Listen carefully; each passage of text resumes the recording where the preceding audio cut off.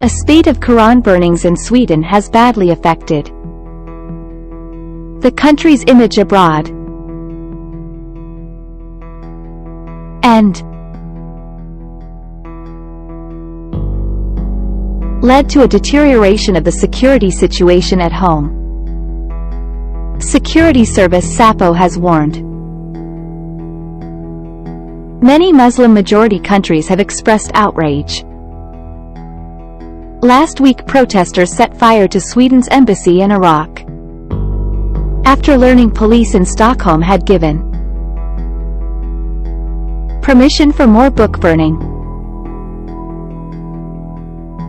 For Swedes,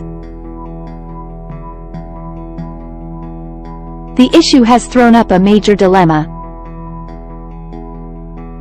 because at stake is a historic and fundamental right dating back to 1766. Sweden has one of the world's strongest legal protections for freedom of expression, says Martin Schultz, professor at Stockholm University's Faculty of Law. The Nordic nation also scrapped its blasphemy laws in the 1970s. Its constitution guarantees the right to freedom of expression on any subject, including expressions of opinion that question religious messages or that can be perceived as hurtful to the believer. Please like and subscribe my channel. But its center-right led government is now considering possible changes to the laws that have allowed the Quran burnings in Stockholm to take place. That is because police initially refused to allow 2 planned book burnings earlier this year due to the risk of making Sweden a higher priority target for attacks.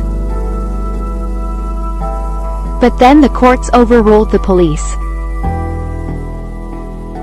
arguing that the security risks did not have a sufficiently clear connection to the planned gatherings or their immediate surroundings to refuse permission. Under the law, gatherings can only be banned if they are a threat to public safety. When permission was given to an Iraqi Christian refugee last week, it was his second stunt in a month. Although he stopped short of burning the Quran, critics have pointed out that Sweden does have a law prohibiting incitement against ethnic groups, in place since 1949 in response to the Holocaust. But experts say the Quran burnings targeted a book instead of people or individuals. So this reading of the law was not appropriate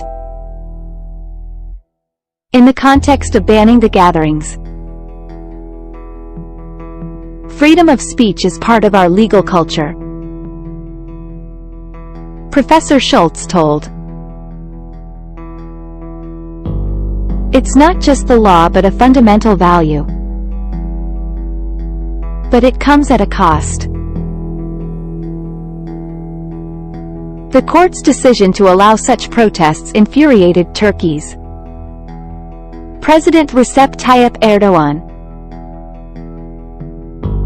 nearly derailing Sweden's bid to join the NATO military alliance. Burned a Swedish flag in the Iraqi capital Baghdad. Book burnings and disinformation campaigns have turned Sweden's image from a tolerant country to a country hostile to Islam and Muslims, according to Sweden's security service. The security police are now dealing with ongoing threats of attacks directed at Sweden and Swedish interests, said Säpo as it raised Sweden's 5-stage terrorist threat level to 3. The government has also accused Moscow of spearheading a campaign of disinformation. We see, among other things, that Russian players are active in spreading the incorrect claim that Sweden as a state would be behind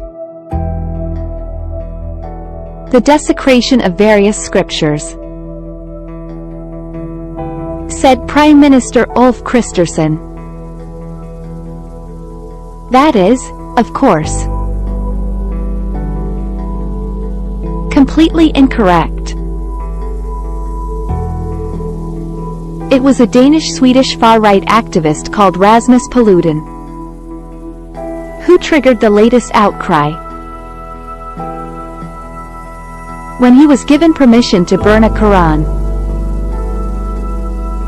outside the Turkish embassy in Stockholm in January. Unlike Sweden, Denmark does not require permission to gather. Only this week a far-right group called Danish Patriots burned the Quran outside the Iraqi embassy in Copenhagen. Anger spilled over this week at the United Nations, where several European countries argued that burning holy books was offensive and disrespectful but not against international law.